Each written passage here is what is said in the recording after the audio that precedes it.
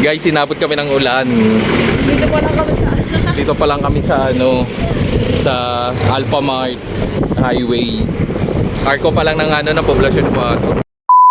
Magpapagupit. Kailangan ko na magpagupit nga ni. At ang haba na ng aking hair. Sis, dito na kami sis. Ngo. Taga na, laki. Daan tayo din sa pagupitan.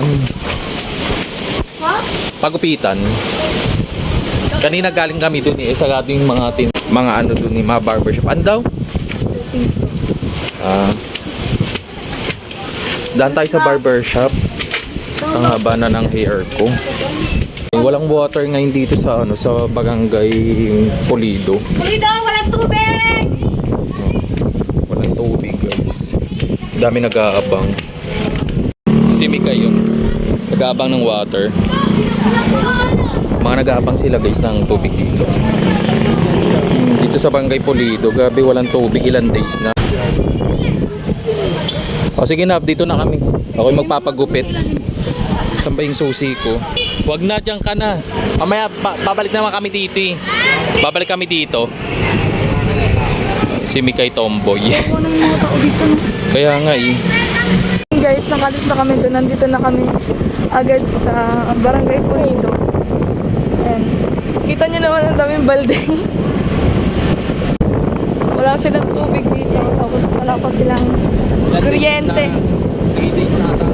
3 days na daw walang tubig dito. Bibig daw siya tinapay. Minto muna kami dito sa tapat ng bakery kasi Bibila akong tinapay gan. Naamoy ko may tinapay ang bango. gusto mo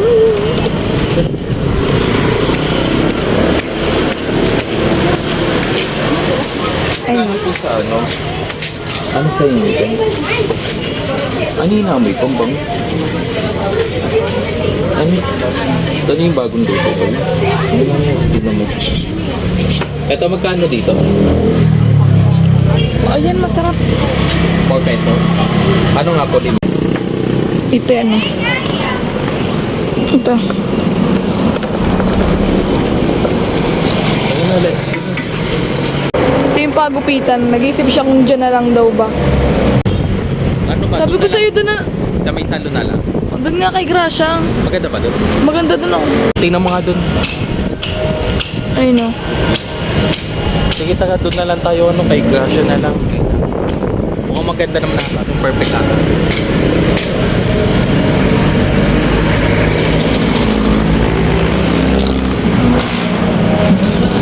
Lang daw siya magpapagupit kay Gracia. Sukin namin yan si Gracia. Ayun. Nakakingit lang pala. Haircut ko natin.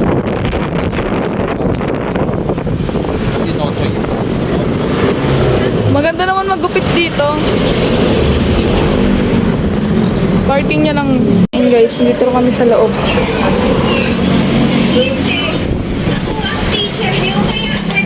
Diba?